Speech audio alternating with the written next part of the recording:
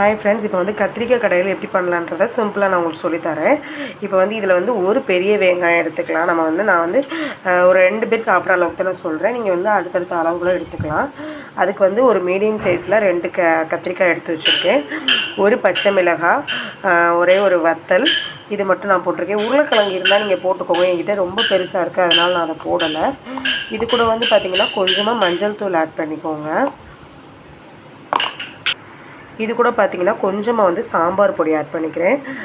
ரொம்ப சேர்த்துடக்கூடாது. நம்ம பெரியவங்களாக இருந்தால் நிறையா சேர்த்துக்கலாம். அது கொஞ்சமாக நல்லா குழந்தைங்க இருக்கிறனால கொஞ்சமாக சேர்த்துக்கிறேன்.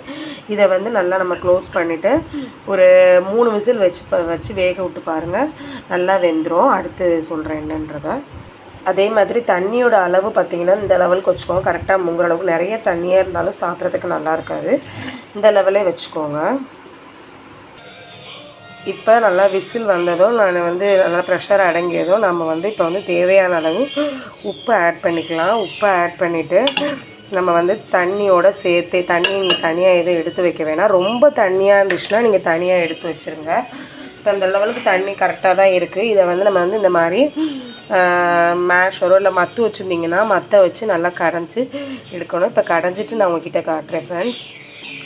இப்போ இந்த லெவலுக்கு நல்லா கடைஞ்சிக்கலாம் ஃப்ரெண்ட்ஸ். பார்த்தீங்கனாலே உங்களுக்கு தெரியும், அங்கங்கே இருக்கும். ஆனால் வந்து நல்லா முழுசாக எதுவுமே தெரியாது உங்களுக்கு. இந்த லெவலுக்கு இருந்தால் கரெக்டாக இருக்கும். இப்போ இதுக்கு ஒரு தாளிப்பு கொடுத்துக்கலாம்.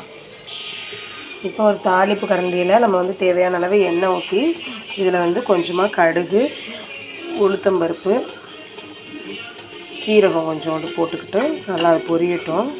இந்த நேரத்தில் உங்களுக்கு வந்து அதில் காரம் நமக்கு கடையில் பத்தலைன்னா கூட லைட்டாக வந்து நீங்கள் சாம்பார் பொடி போட்டு நீங்கள் வந்து கொதிக்க விட்டுக்கலாம் ஃப்ரெண்ட்ஸ்.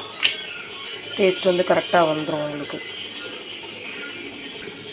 கொஞ்சமாக பெருங்காயத்தூள் சேர்த்துக்கிறேன்.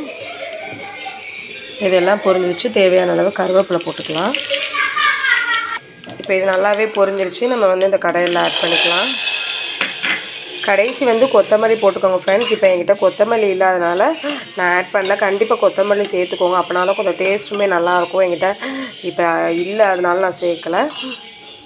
இந்த கத்திரிக்காய் கடையில் வந்து நல்லா மோஸ்ட்டாக வந்து இட்லிக்கு நல்லா சூப்பராக இருக்குங்க டேஸ்ட்டு. நல்லா வந்து இட்லி மேலே தாராளமாக நீங்கள் ஊற்றி சாப்பிட்டிங்கன்னா செம்ம டேஸ்ட்டாக இருக்கும் ஃப்ரெண்ட்ஸ்.